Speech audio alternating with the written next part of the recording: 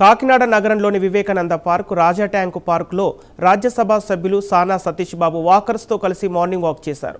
ప్రజలతో నేరుగా మమేకమై వారి సమస్యలను తెలుసుకునే ఉద్దేశంతో పార్కును సందర్శించిన ఎంపీ సానా సతీష్ బాబు వాకర్స్ స్థానికులతో ముఖాముఖిగా మాట్లాడారు. పార్కు నిర్వహణతో పాటు అక్కడ మౌలిక వసతులపై ప్రత్యేకంగా ఆరా తీశారు. ఈ సందర్భంగా టాయిలెట్ల నిర్వహణ, మురుగునీటి పారుదల, తాగునీటి సౌకర్యం తదితర సమస్యలను వాకర్స్ ఎంపీ దృష్టికి తీసుకొచ్చారు. ప్రజలు తెలిపిన సమస్యలు విన్న ఎంపీ సానా సతీష్ బాబు సంబంధిత అధికారులతో మాట్లాడి పరిష్కారానికి చర్యలు తీసుకుంటానని హామీ ఇచ్చారు. పారిశుద్ధ్యం, తాగునీరు, టాయిలెట్ల నిర్వహణ సహా పార్కులో మౌలిక వసతుల మెరుగుదలపై తక్షణమే దృష్టి సారించేలా అధికారులతో సమన్వయం చేస్తారని తెలిపారు. ప్రజాప్రతినిధులు నేరుగా ప్రజల మధ్యకు వెళ్లి సమస్యలు తెలుసుకోవడం ద్వారా వాటి పరిష్కారానికి వేగంగా చర్యలు తీసుకునే అవకాశం ఉంటుందని ఎంపీ పేర్కొన్నారు. నగరంలోని పార్కులు, ప్రజా ప్రదేశాలు ఆహ్లాదకరమైన, ఆరోగ్యకరమైన వాతావరణాన్ని అందించేలా చర్యలు చేపడతామని రాజ్యసభ సభ్యులు సానా సతీష్ బాబు తెలిపారు.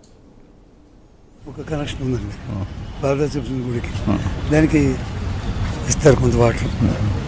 అది సెంటర్కి రావాలండి, ఆ వైపు వస్తే మంచి విజిటర్స్ ఇంకా పెరుగుతుంది. అది ఈవినింగ్ ఓపెన్. వాటర్ ఎక్కడి నుంచి వస్తుంది? ఇంట్లో ఎక్కడి నుంచి వస్తుంది వాటర్? వాటర్ అంటే ఆ చెరువులు అవి ఫుల్ అయిపోతూ ఉంటాయి సార్. అవి ట్యాంకులు మన కాకినాడ సరఫరా వేస్ట్ వాటర్ కూడా దాంట్లో వచ్చేస్తుంది సార్. ఇది తాగే వాటర్ కాదు, చేపలు వేస్తారు, చేపలు పెంచుకుంటారు. యాక్చువల్గా మనకి కుళాయి చెరువు, దీనికి అవుట్లెట్ ఉంది సార్.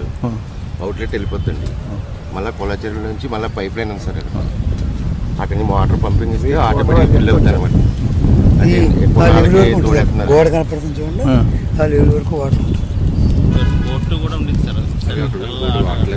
ఓటు పెట్టారు సరే, మునిగిపోతే తీసారు, ఏదో ఇబ్బంది వచ్చిందండి. సరైన చేసుకుంటే ఈ మెయింటెనెన్స్ అది కూడా నీట్గా చేస్తే బాగుంటుంది. ఎన్ని టాయిలెట్స్ ఉన్నాయి మొత్తం? 2 4 ఉన్నాయి సార్.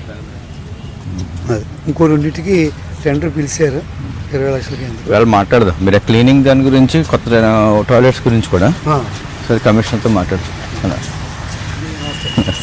బాగున్నారా?